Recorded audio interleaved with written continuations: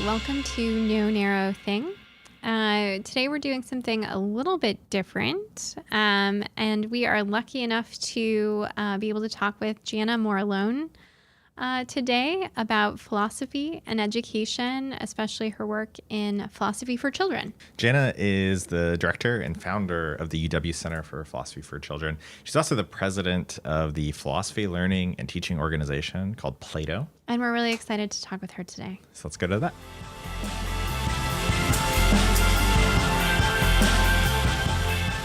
Well, Jana, thank you so much for being with us. We're so excited to have you here, talk about philosophy for children. Yeah, happy to be here. So will you just tell us a little bit about what philosophy for children is? I imagine most people think of philosophy and they think of these big, hard questions, not necessarily the sort of questions you ask in a first grade class. Right. I think most people who have any experience of philosophy, it tends to be in an undergraduate classroom.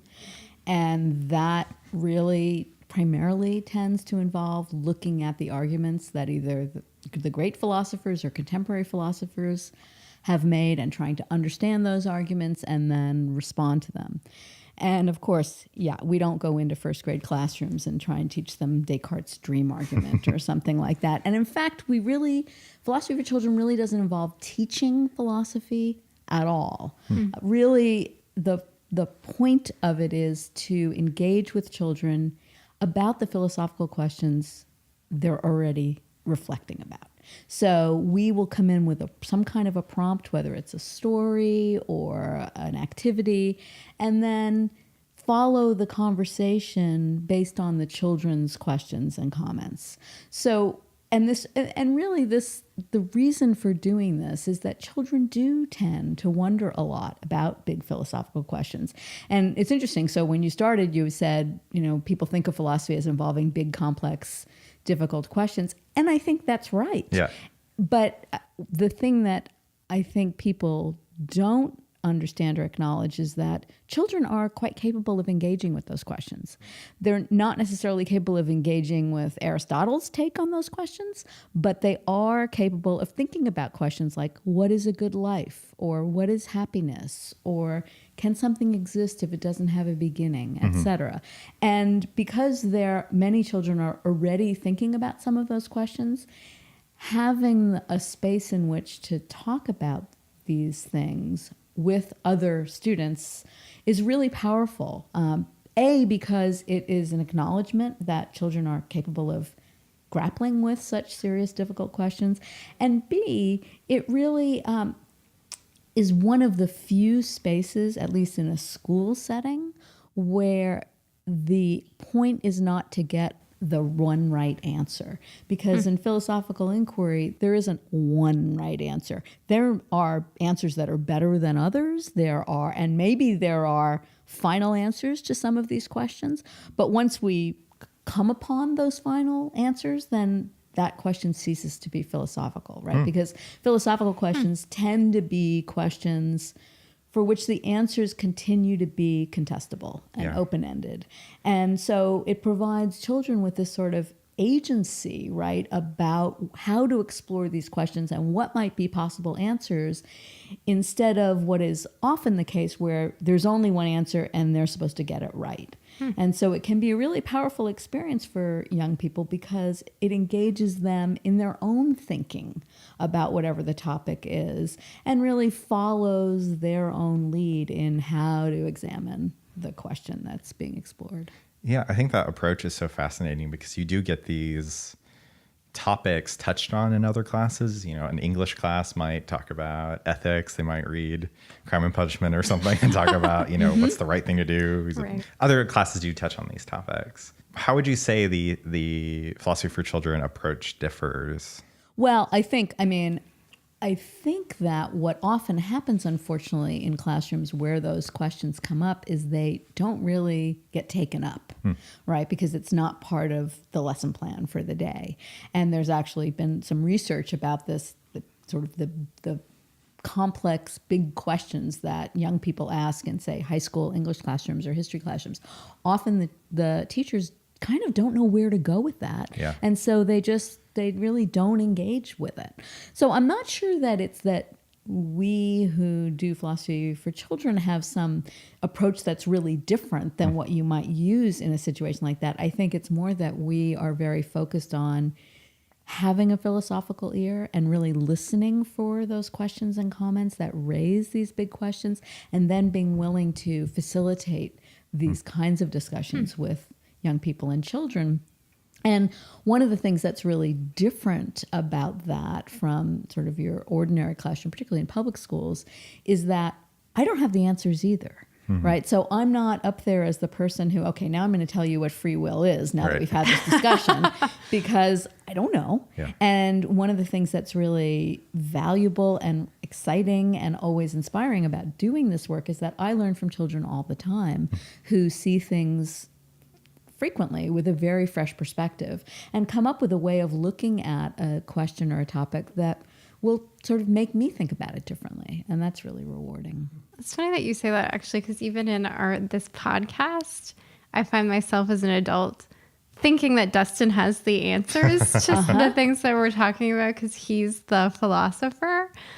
And I wonder if you've seen sort of a change in the thinking of the adults that interact with philosophy for children as a program in terms of their thinking around how to educate children and youth, or their own, like, how do I deal with complexity? And yeah, I think that's a great question. And yes, on both counts. And actually, I'm just finishing a graduate and undergraduate class at the U this quarter, and I've just been looking at some of the comments my students, when they sent their papers into me, sent me emails saying those kinds of things. I mean, that they've never had a philosophy class before where they felt like they were really exploring the questions that interested them, and that there was this community of people that they knew everyone's names, and people really started to understand how different people thought and how powerful that was. And I think a couple of things happened. One is that even philosophy majors, at the university, think of philosophy as something done by the experts. And those experts are then teaching them about the subject.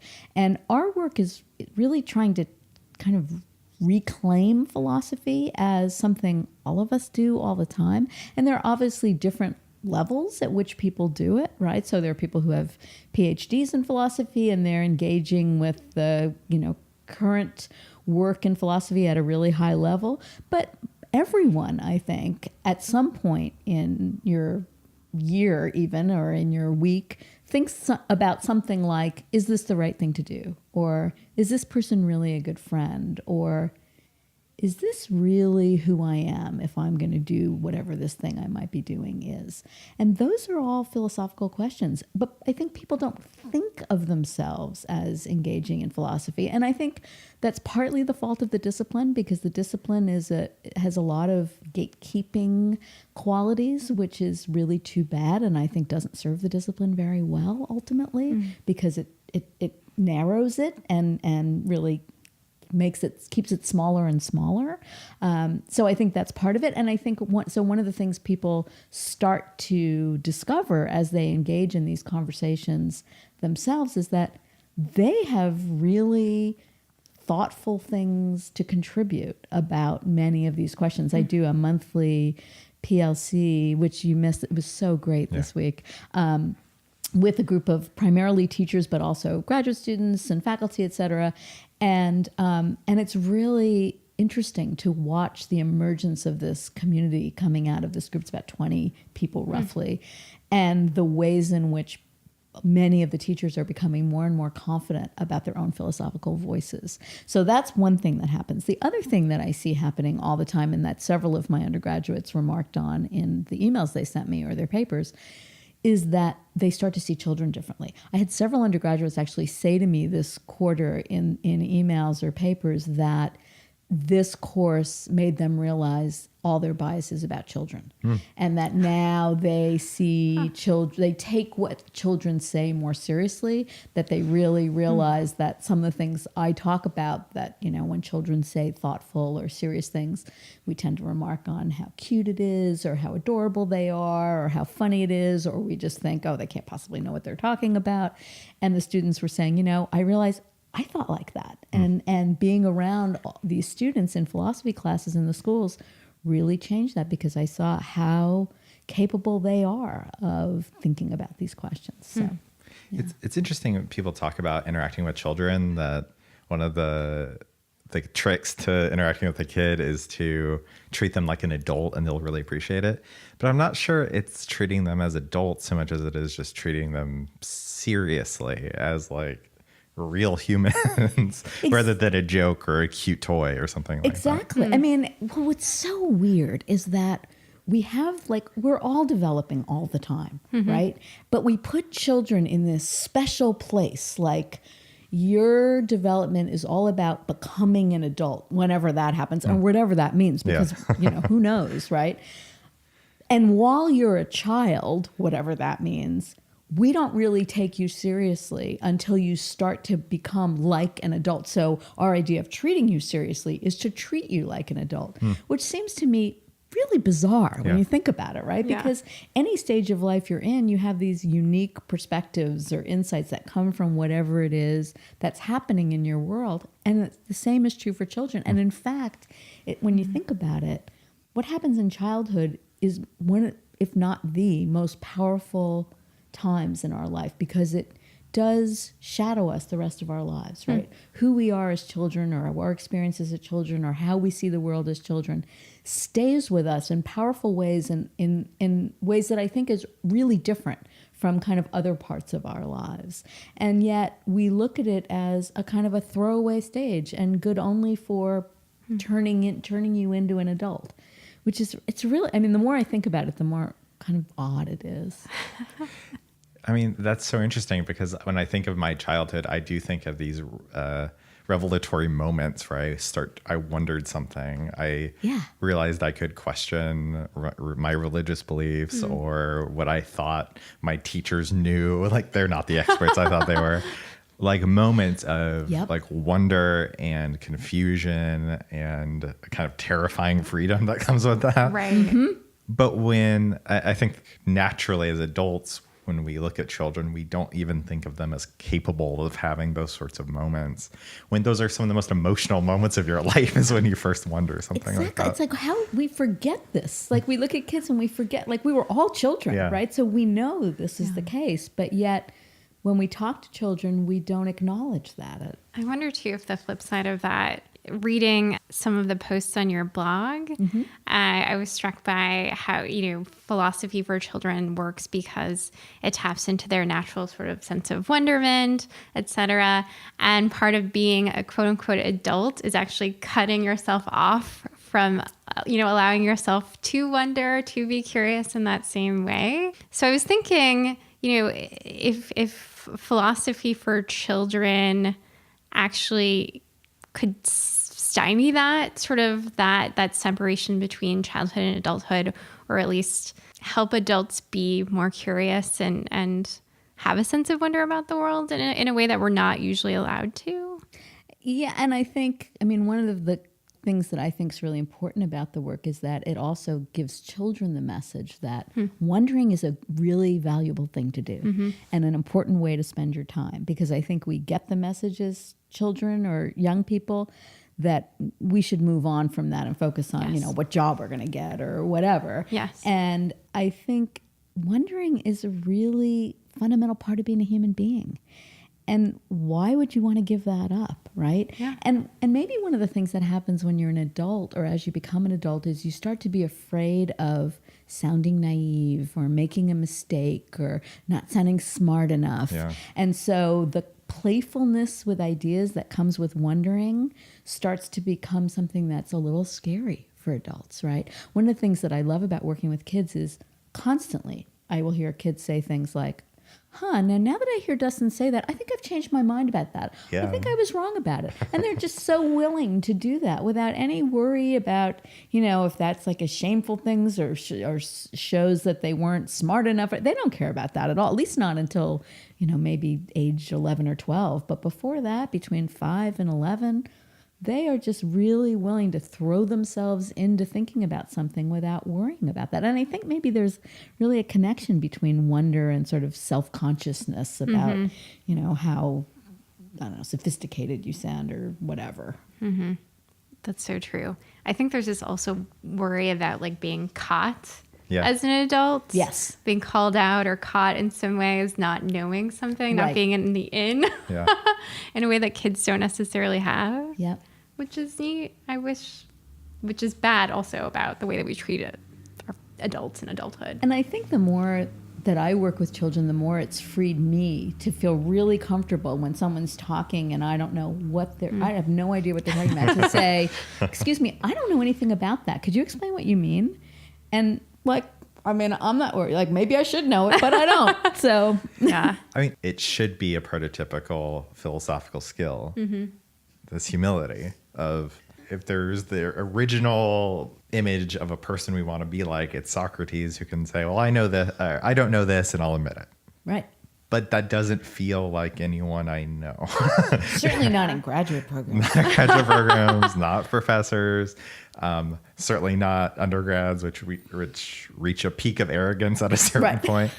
But I do feel like you do see that in the classrooms in philosophy for children, of excitement at not knowing something. And it even comes up when they realize your approach is different from the standard school approach, that Yes. you're legitimately opening the space for them to figure something out. Yeah. And I don't know why that is. I mean, there is this disconnect between the discipline's sort of most basic claims about what the point of philosophy is and how it's actually carried out. Yeah.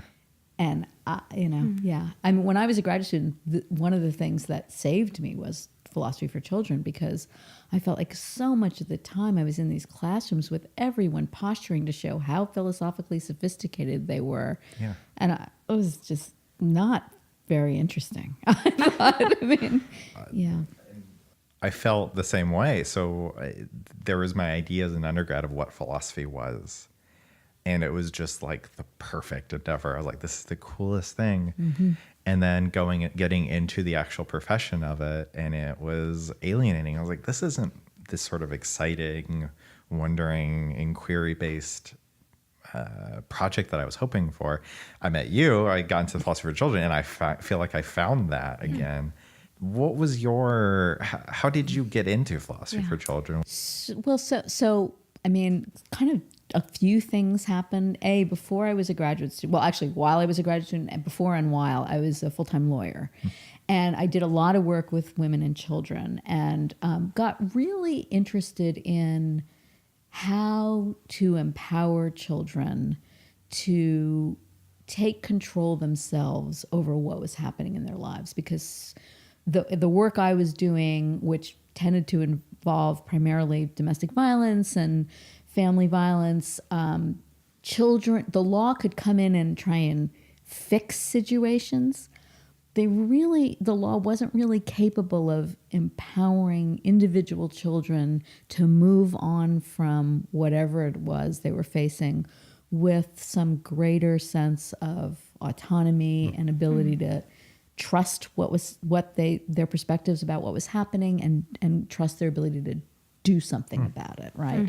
So I got really interested in that. And at the same time, I was doing my master's in philosophy at the U, and started to think about education as maybe where I wanted to go next, because I was kind of burning out on the law's way of approaching these problems. So, and then I had my first child, and I took a year off with him, and then decided I was going to do the PhD. I wasn't going to go back to being a lawyer.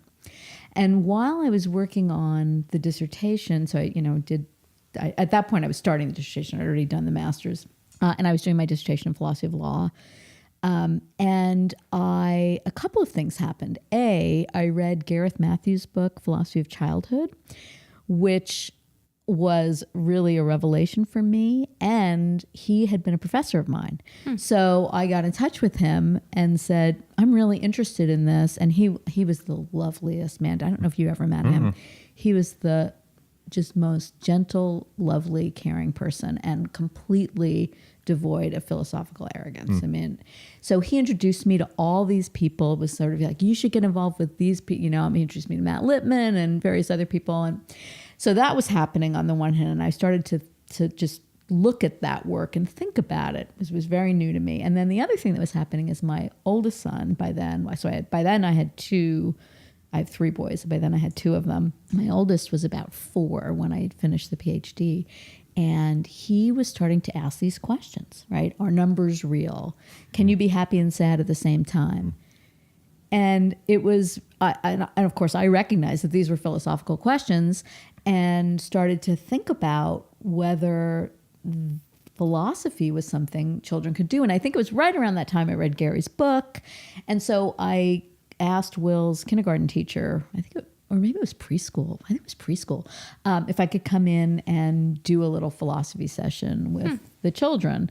And so there were probably 12 children in that class. And I came in with one of the Frog and Toad stories, which raises questions about bravery, and had this, I'll never forget it because I was like terrified. I mean, I taught undergraduates, I'd never taught kids, but it was so lovely. And these were really young children. They were 4 and 5. So, we taught for maybe 20 minutes, but they were really they were totally interested in talking about bravery and had all kinds of things to say about it, and the connection between bravery and fear. And so that's really what led me to start thinking that children were philosophically capable, even children that young, but also that this might be a way to circle back to my thinking as a lawyer to help children to develop the ability to take control over the circumstances of their own lives. Because I thought about my own childhood and growing up with parents who were, very loving, but who were in a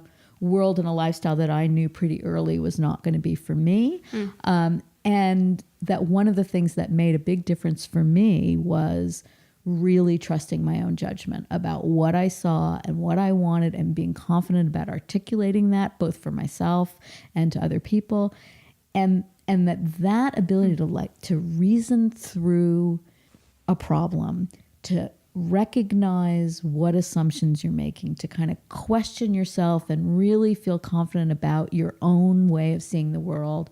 I don't know that there's anything more important, really, in getting through life. I mean, it's such a powerful way to live your life, to kind of have that. I mean, no one has it fully, of course, but to have some of that. And that maybe philosophy was going to be one of the ways to help children to gain this, because in large part, it does deal with these unsettled questions. And so it does create this space for children to explore what matters to them, to find their voices without this overarching pressure of, there's a right answer I'm supposed to get, and which I think makes it that works for some kids, but it sure doesn't work for all kids. Yeah. Right? Do you ever find yourself in that, being pushed to, I guess, feel like you have to address kind of the discomfort of those open questions, either for the children themselves or the adults around them? Yeah, it's usually the adults, right? So, I mean, it's interesting. I did when we did this little video a couple years ago about philosophical children, and in it, I believe, one of the 5th grade students who was being interviewed, she was asked, what do you like about philosophy? And she said, I like that there aren't final answers. I like to hear all these different perspectives. And one of the adults asked her, I think it was at a University of Washington program. One of the adults asked her, don't you want the answers? And she was like, no, I just want to think about it. But the adults always ask that, right? Mm-hmm. Often ask me that, like, aren't children uncomfortable with not having the answers? And I think, children learn to become uncomfortable with not having the answers, because that's the messages they get in school and at home, that answers are really important. But I think if you create an environment in which questioning is important, and in which you can develop a comfort with uncertainty, I think that's really valuable for children. Because the fact of the matter is, a lot of the questions that we all think about in our lives, whether they're big political questions or individual personal questions, we don't have the answers. And so wanting the final answers is kind of problematic, right? Because you're going to be dissatisfied. Yeah. And we're going to take a short break. We'll be back in a little bit.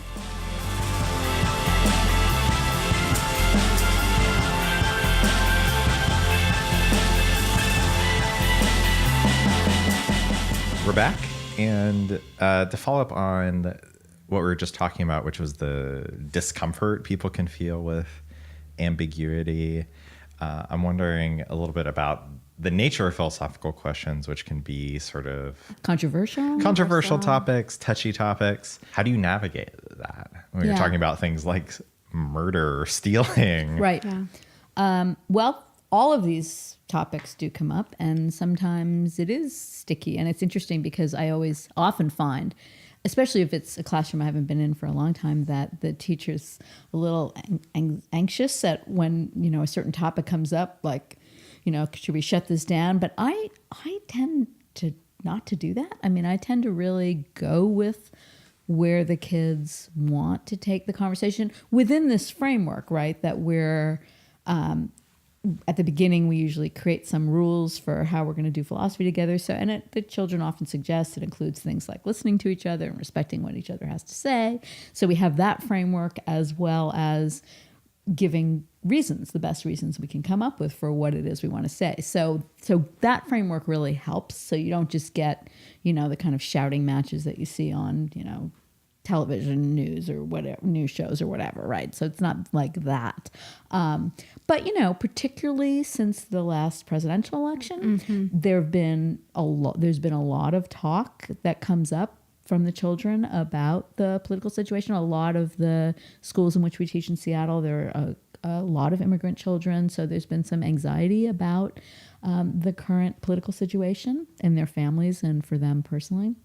And really, I think what always amazes me is how, for the most part, not always, of course, but for the most part, children are pretty well able to navigate those topics in respectful ways. And so, for example, there are a couple of examples. One was, there was a class I taught that was like the day after the election last year in a 5th grade class, and several of the students, I'm trying to remember what the topic of conversation was. I can't quite remember, but several of the students raised, how now we were going to have this terrible president, and how could people vote for him, and anyone who voted for him had to be racist. And one of the kids in the class said, well, wait a minute. I mean, just because someone votes for a particular candidate doesn't mean that they are voting for everything that candidate thinks. I mean, some people might have voted for him for, I can't remember the reasons he said. He said, and isn't the really important part of being a democracy is that people get to choose who they think is the best candidate, even if you don't agree? And it turned into this really nice conversation about how you almost have a better sense of how important democracy is when you don't like the candidate who is chosen than when you do. It was really interesting. And kind of related, we had a conversation about, a few months later, about the whole taking the knee practice. And it was really interesting because some of the students were very strongly in favor of, supportive of this, right? I mean, this is what America's all about. If you want to protest, and then there were several students who were actually new to the country, who were new immigrants, and who were very uncomfortable with it. And one of the young girls said, I have to say that, like, and she was African American. I mean, she said, I know that why they're doing this. And I certainly am anti-racist and understand there's police brutality, but it makes me so uncomfortable when people don't stand for the national anthem that I can't even think about what it is they're trying to say. I just don't understand why you would protest in that way. And it was really interesting. And so we had this conversation about what was the discomfort. And she said, I just think it's all about respect. Like, you live in a country, and it's really important to have respect for the country's traditions, even if there are things that are going on that you don't agree with. And it was really interesting. Wow. And these are 5th graders, and I thought, God, could we just put these children on national television and have them have these conversations as opposed to what's currently happening? It's really something that they can do that, because I think we're recording this around the holidays. And there's the joke, like, oh, don't talk about politics or religion or whatever at right. the dinner table, especially not with your relatives who you don't really see. And I don't know if that rule made us worse at having these conversations, or adults were bad at it and therefore the rule was generated about what you're supposed to talk about or not supposed to talk about? You know, it's interesting. So we do this high school ethics bowl every year, right? And where high school students from around the region, it's all over the country, around the region, come to the University of Washington, and they have dialogues in teams from various schools about big ethical cases. So it can be anything from, you know, was it acceptable for Brazil to put all this money into the World Cup when people are starving, to is it okay to date your best friend's former partner? And what's always really interesting, so we usually have about 100 to 150 high school students there. And then the winner, the school that wins the ethics bowl at the University of Washington, goes to the national competition at the University of North Carolina in the spring. And what's always fascinating is adults say to me every year, who are there as the judges, we need one of these for adults. Because you listen to these young people have conversations about very controversial, difficult topics, and they are so willing to listen to each other and so respectful of each other's points of view. And really, and you hear all the time them say, we hadn't thought about that point. That's really interesting. That makes us see this a little differently. It's so inspiring. And so it seemed, and you know, people say this about an ethics bowl for adults. I don't think they're really kidding. I mean, it's sort of, why can't we have these conversations within frameworks where we're coming in knowing we're coming at it from different perspectives, right? And I think you can start off by saying, what are the things we all agree on, right? I mean, what are we're all trying, for example, to make the country a better place. How we think that will be we might have really different ideas about it, right? So what is the common ground that we can start with, however broad in general? And then that's, I think, creates this atmosphere of trust and willingness to listen, which seems to be so sorely lacking in our national conversations about politics, among other things. That's true. I wonder too, though, I was just in this conversation with a friend of mine about how hard it is to engage even close friends of ours in conversations about quote unquote sticky topics that we find, especially now, are quite necessary on our minds all the time, whether it's issues of racism, immigration, sexism, etc. And most of the people in our lives don't even want to engage. And I wonder if it's a discomfort in not having the answer, in that these topics are so personal, or something else, that even participating within rules, within close relationships, just like we just don't have the desire. We're apathetic mostly. I don't wonder if it's apathy as much as it is fear of being labeled, right? There's so much of that goes on, no matter where you are, it seems to me, on the political spectrum. If you put forth a view that's slightly unorthodox compared to the other people who are roughly in the same place you are on the political spectrum, you're easily labeled, she's not as enlightened as I thought she was, or, whatever. And I think people are really cautious, right? They're really cautious about being honest. Right. I mean, I've had several conversations with really close friends in which they have said things like, well, I would say this to you, but I would never say this publicly. And that always makes me so sad. Like, why? Why not?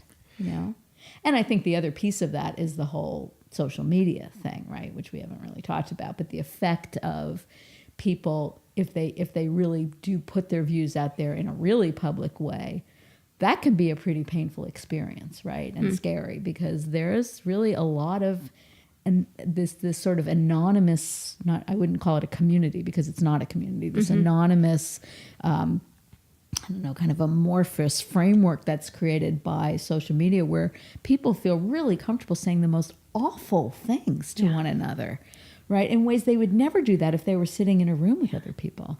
Do you think that's a net positive or a negative, that on one hand, we're recognizing as a society the harms done by even words, that, the way that we phrase things and say things can be oppressive or marginalize people?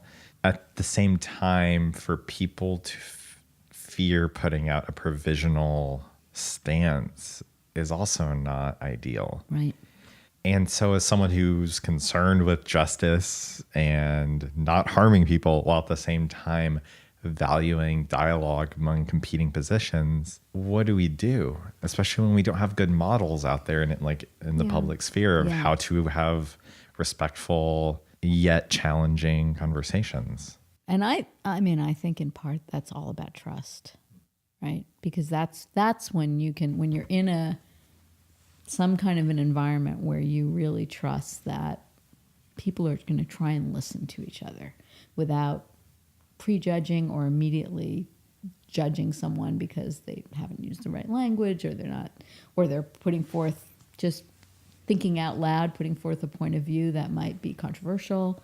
I think that's really hard to do. I think social media is just not the right forum for that. I think it doesn't, just the nature of it doesn't create trust. How could it? Right? You're unless you're in a closed group, right? But that's different. That's really not social media in the public sense. Is it that we're treating like tweets as official statements or something? Because if I even catch myself doing it, if someone said something in the room to me, I'd be like, oh, I know what they mean. But if I see a tweet phrase a certain way, I'm like, yikes. Right. Whoops. Right. Exactly. Like some standards are being invoked by the context. Yeah, exactly. And there's often no context, right?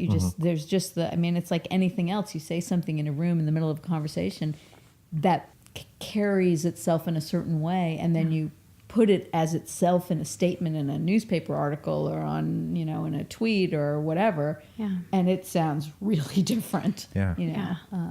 Which is just taking things out of context, right? Which has been an age-old problem, but now it's just been magnified by the current, technological advances, or whatever you want to call them.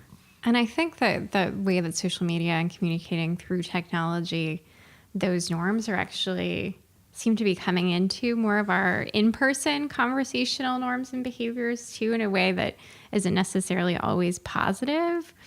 But this kind of like quick to judge, slow to listen, or really ask critical questions to get to actually maybe what the person really did mean instead of what they sort of said off the cuff. Exactly. Is interesting. So, and at the same time, I wonder if there are sort of like shorthand skills that we have as children that we lose through the course of sort of our normal educational process to give people that like gracious space.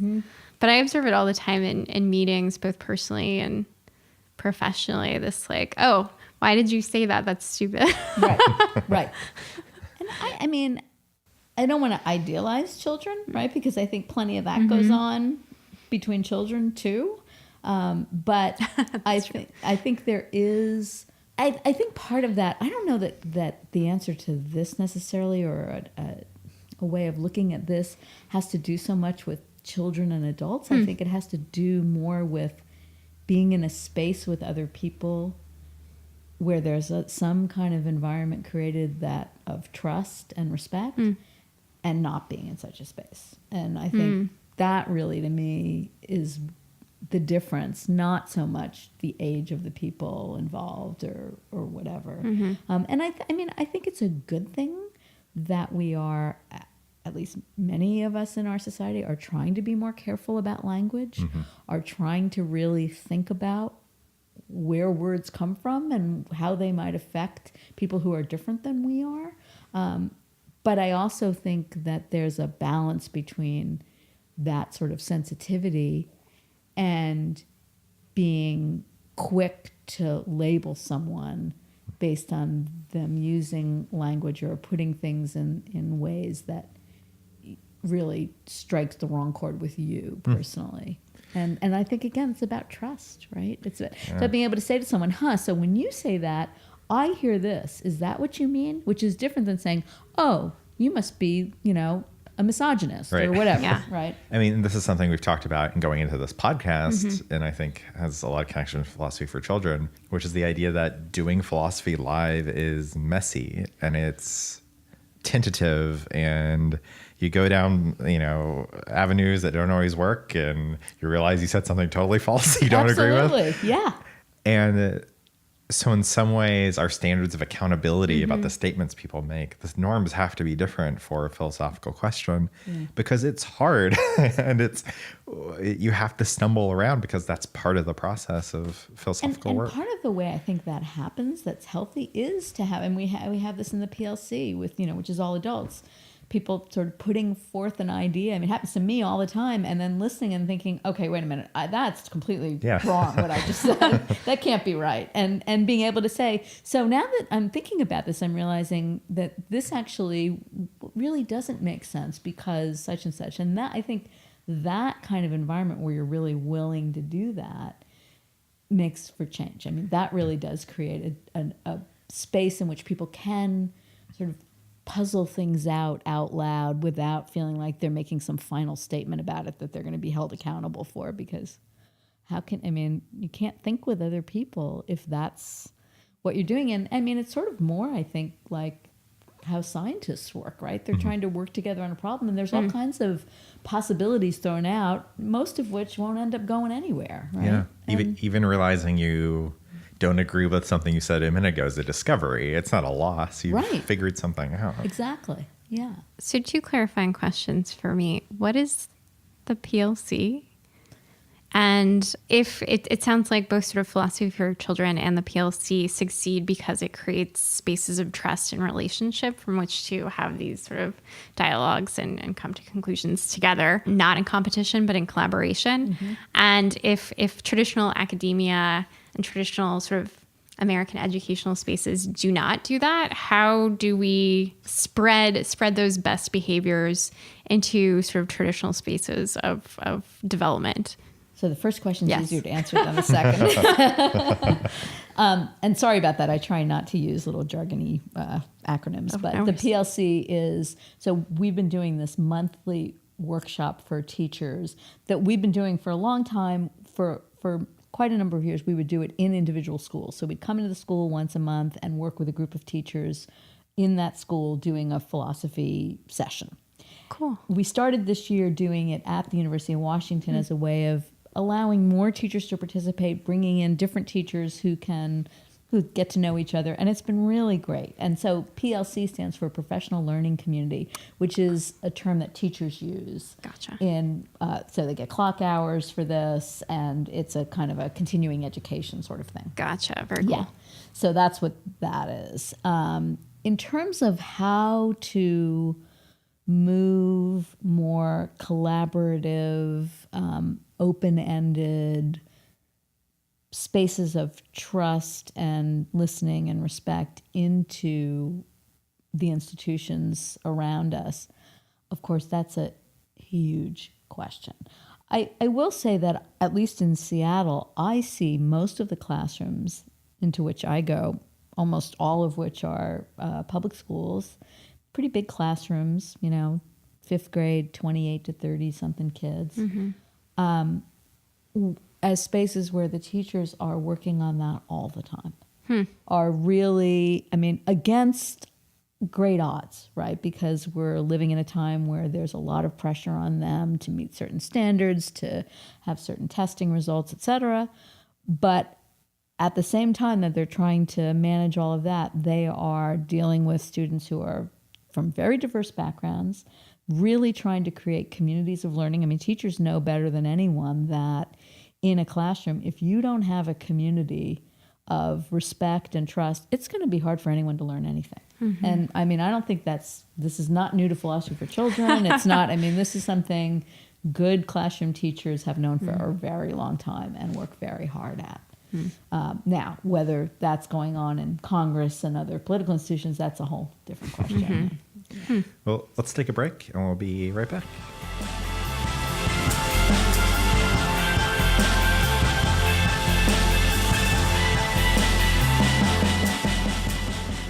We're back, and I want to ask a little bit about how philosophy for children changes individual students.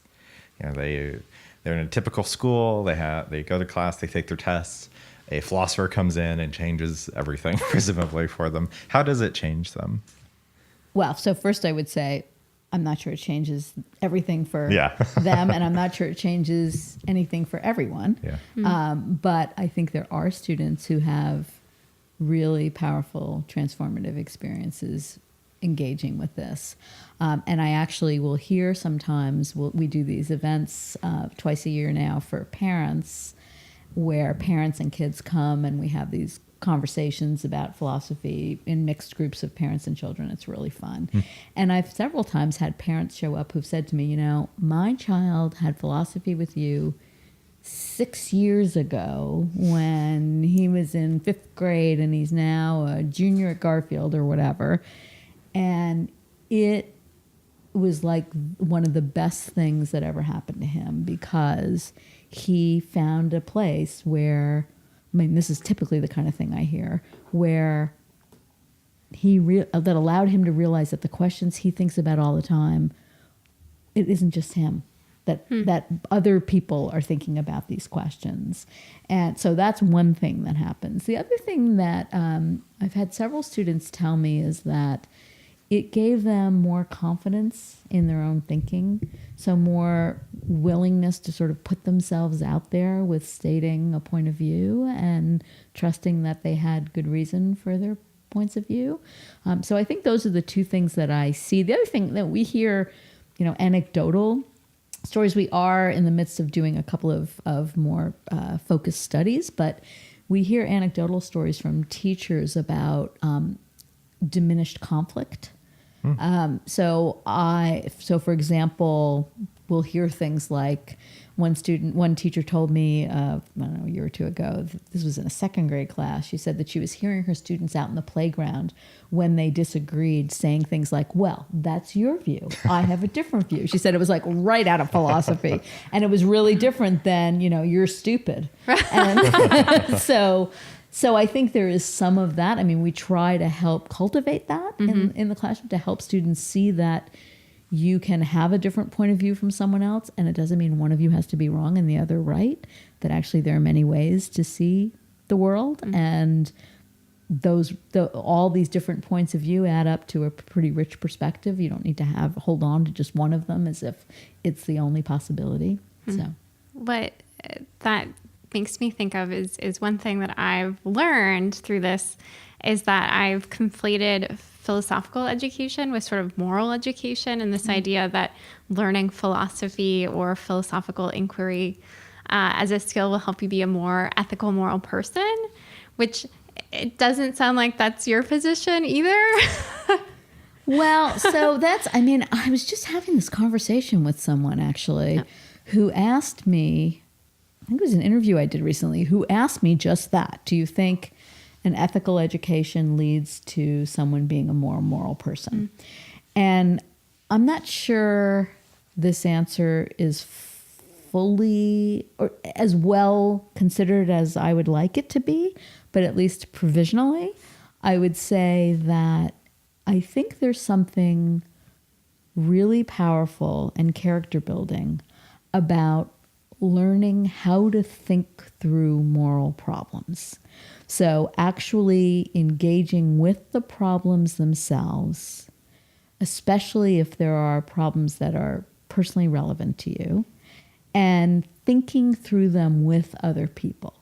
Like, is it really okay to date your best friend's former partner? Right? I mean, that's a question that many people grapple with in their lives, right? And it's not an easy question, right? And often what we want to do and what we should do get conflated, right? So I think there's real value in helping people to look at questions like that thoughtfully and with a degree of distance from their impulses. I think that's very different than studying ethics, right? So learning about utilitarianism, which is an ethical theory, or Kant's view of ethics, or Hume's. There's just too much evidence that knowing all those theories really well does not make you a more ethical person for, I think, anyone to reasonably claim that it does. So I think those are two very different things. So I think learning ethics, and I think similarly, there's a lot of programs in schools now that are kind of character education, right? Today, this month's virtue is tolerance. So everyone's going to get, gold stars for how tolerant they are. I'm skeptical about the efficacy of programs like that for similar reasons. It's hard for me to imagine that without even examining what tolerance even means, right? Because of course, we don't want everyone to be tolerant all the time. We don't want you to be tolerant of racism, for example, right? We don't want you to be tolerant of violence. So it's kind of an unexamined way of trying to teach children, things that are valuable, right? And because in general, yes, tolerance is a virtue and kindness is a virtue too. But I think helping children or adults to actually think about what those things mean is way more powerful than either the virtue of the month or in studying what a great historical figure thinks about those things. Because I think those things tend to then be kind of distant from you, a little bit abstract and not really engaging you as a person. So I think that's what I would say is the difference. And again, I need to think about it some more. But I do, in general, I think that's about what I think.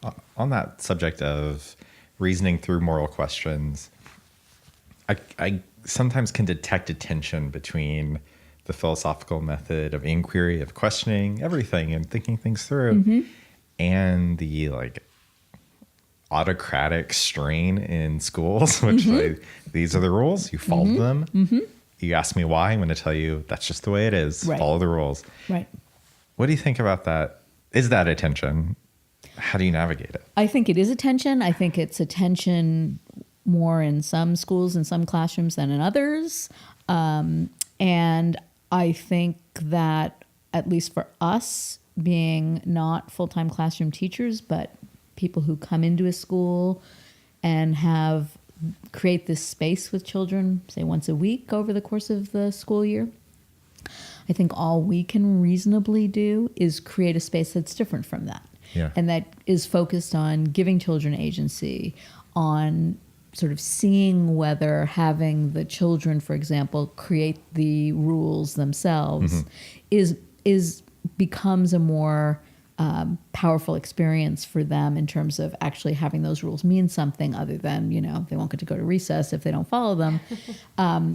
And then, we've certainly had lots of examples of teachers watching that process and saying to us, this is really interesting. Yeah. I would not have expected the students to react in this way. So I think it can be really enlightening for teachers. And I will say too, we feel really privileged because we get to work with these amazing teachers, and I learn a lot from teachers. They know these kids, right? They're in the trenches with these kids every day, all day. And so I think sometimes there's a tendency to kind of overstate the whole school rigidity model.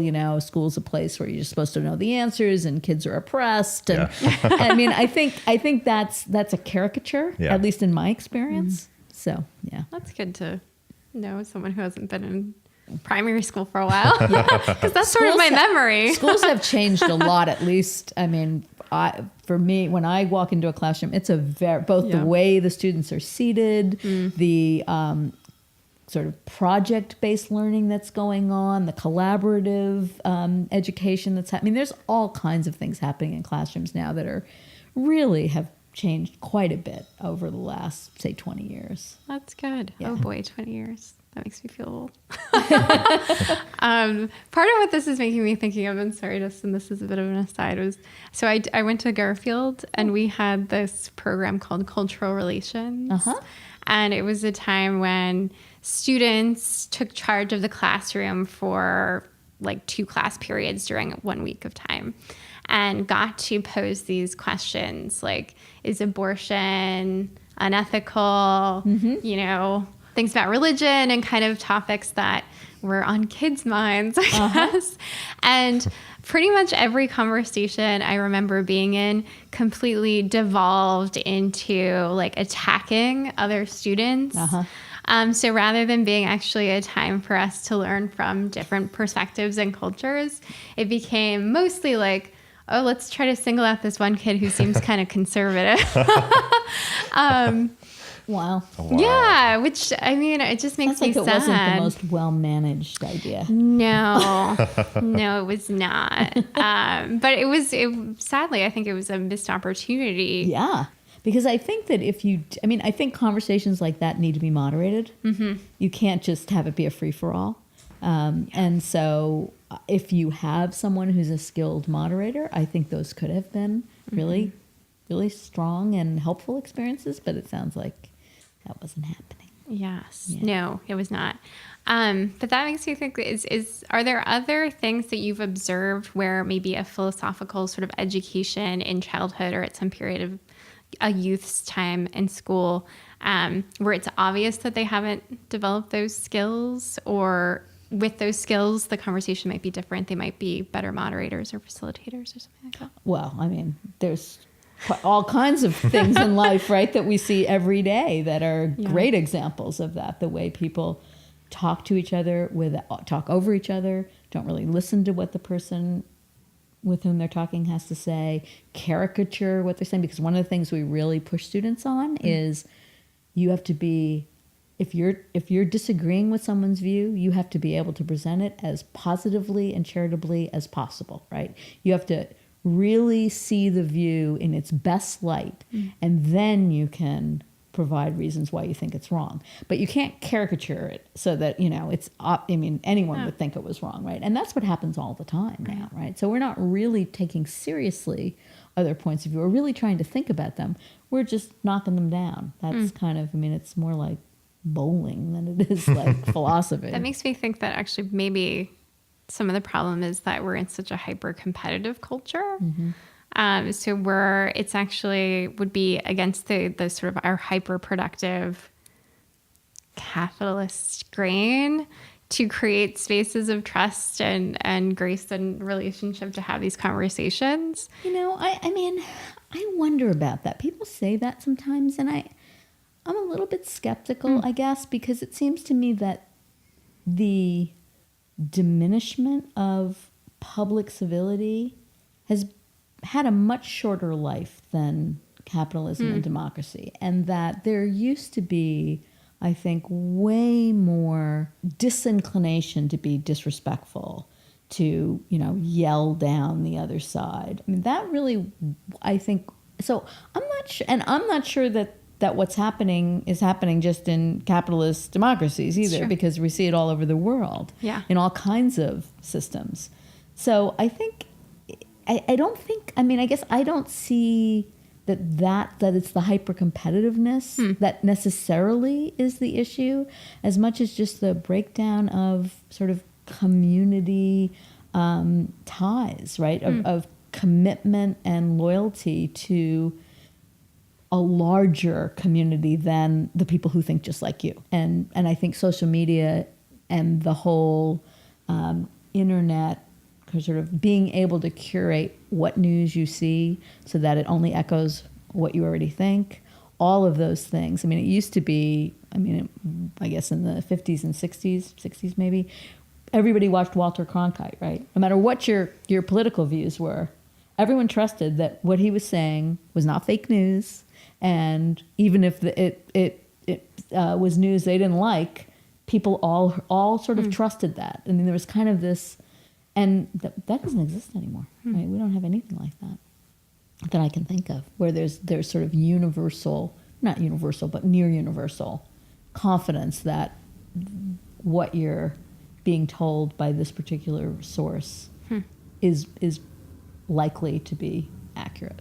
Right? I don't know that we have that anymore. And I think that's a huge thing. That's interesting, because I don't think of our history as being necessarily more happily heterogeneous or integrated. Well, that's right. So that's the other thing, right? Is that we have progressed in so many ways and are continuing to progress. And so there's many more voices now in the conversation than there used to be. Yeah. Right? Which is a really good thing, but it's also the society has to kind of then navigate that. So now we're having a much larger group of perspectives who are actually in the conversation, not on the sidelines of the conversation. And so there's no one point of view that's sort of, privileged, or at least, I mean, there still are points of view that are privileged, but we're moving towards, hopefully, right, moving towards this place where that isn't the case.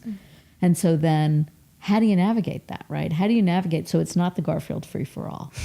And it's challenging. I mean, especially when you think of where do you see people disagree in media, it's going to look like the Garfield High School free-for-all. Right. Because our natural judgment is that conflict is exciting, Right. Respectful discourse is more boring. right. Yep. So maybe we want to end it by asking for your advice, Jana. Yeah. We're trying to do this sort of philosophy out loud, collaborating on sort of different philosophical and cultural questions that are interesting to us. And I think for me, someone who is more maybe used to the Garfield free-for-all, go Bulldogs, than I am with sort of both traditional philosophical inquiry and skills or even spaces where it's okay to be curious and stumble into things together. From your perspective, working in philosophy for children for so long and just in philosophy, what do you see as, what advice would you give us in trying to pursue this project, and what would you see as some barriers to our success? So I think if I were doing it, I would really be looking for a real diverse set of voices, and diverse in all kinds of ways, right? From all kinds of perspectives, right? And including people with whom you're likely to really disagree. And because I think that would then provide a kind of model for engaging in these conversations in ways that can be enlightening and interesting, and I mean, and that you can have conflict in terms of disagreement without rancor or name calling or et cetera, right? Because I think the more models we can provide of that kind of engagement, the better. And I totally think it's possible, because I think that, I guess I really do think that people want to be connected to other people. I don't think people in general, most of the people I know, and I have friends from kind of all walks of life and politics, and I think most people are really uncomfortable with the sort of sense that the national conversation has gotten to the level of rancor and name calling that it has.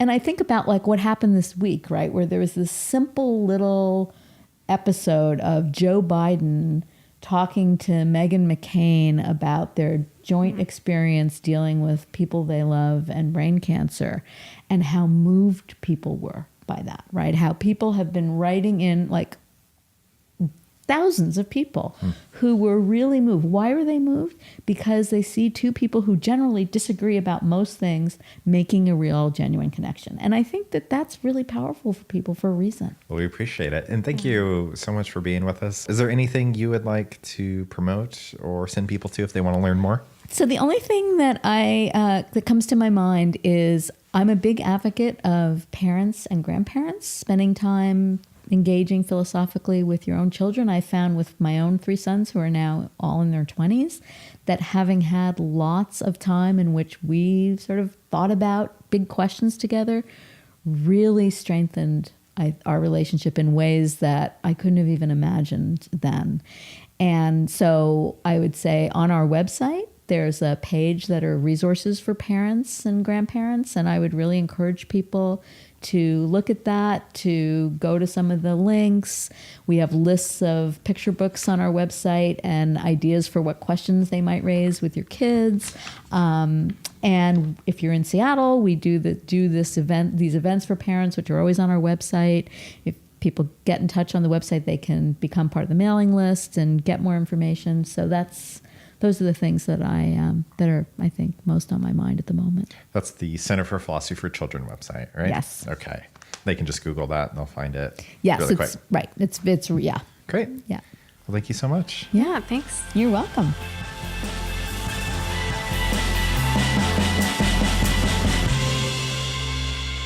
No Narrow Thing is produced by Dustin Addington and Whitney Johnson. Artwork by Maris Antolin. Find her on Instagram as @MCAntolin. Music by Ryan Leba. Find him at gogowildcat.com. For more information, go to nonarrowthing.com.